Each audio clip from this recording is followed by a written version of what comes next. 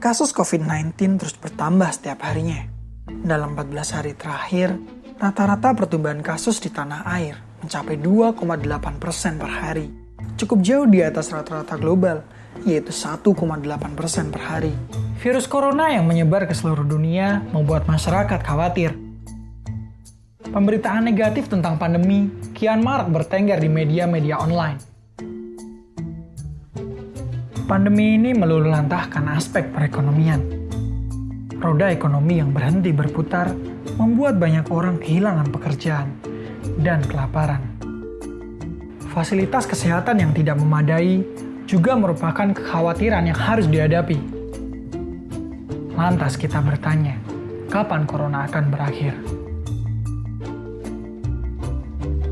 Lemahnya sistem imun berpotensi tertular virus dengan mudah.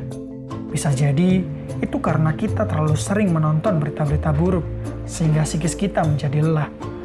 Dokter spesialis kejiwaan Dr. Andri menuturkan bahwa psikosomatik adalah adanya kondisi psikologis yang menyebabkan gejala fisik. Karena memori kita ini dan pusat kecemasan kita ini satu tempatnya yaitu di amigdala. Ketika cemasnya aktif, maka ingatan-ingatan itu akan kembali aktif gitu. Dan kemudian didekat-dekatkan seolah-olah kayaknya nih jangan-jangan saya begini, jangan-jangan saya kena corona, saya harus periksa gitu. Dan saat inilah kita perlu berpikir lebih realistis, lebih rasional berkaitan dengan apa yang terjadi belakangan ini. Dari dulu, masyarakat kita adalah masyarakat yang komunal dan kolektif. Saling gotong royong dan tolong-menolong sudah menjadi keniscayaan.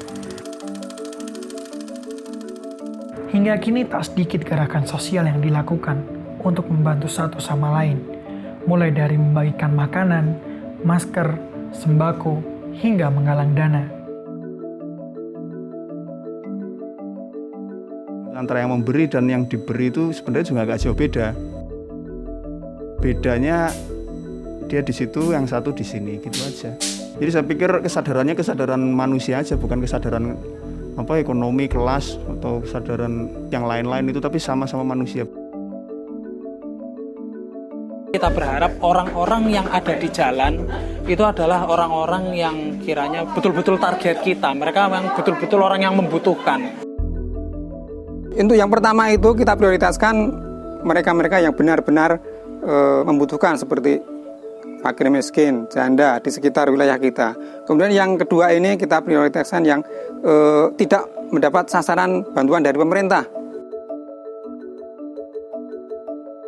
Seandainya kita kerjasama, kita kolektif, banyak orang yang terkumpul di sini. Sehingga penerimanya akan lebih banyak dan orang yang akan merasakan manfaatnya juga akan lebih banyak. Namun, apakah aksi solidaritas ini dapat membangun optimisme dalam masyarakat yang membutuhkan, atau bahkan untuk kita semua? Dan apakah itu penting? Sangat-sangat membantu kekebalan atau kesehatan psikologisnya.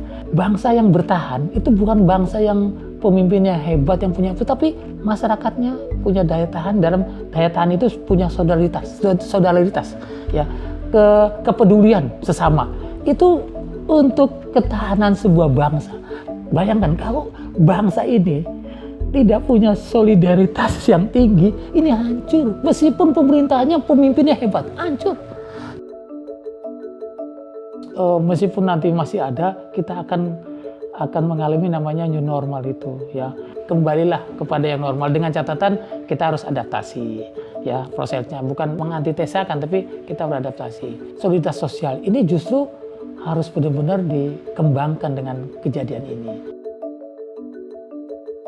Jadi, dengan membangun optimisme melalui gerakan sosial, kita dapat menjaga imun tubuh dan siap menghadapi new normal, bukan?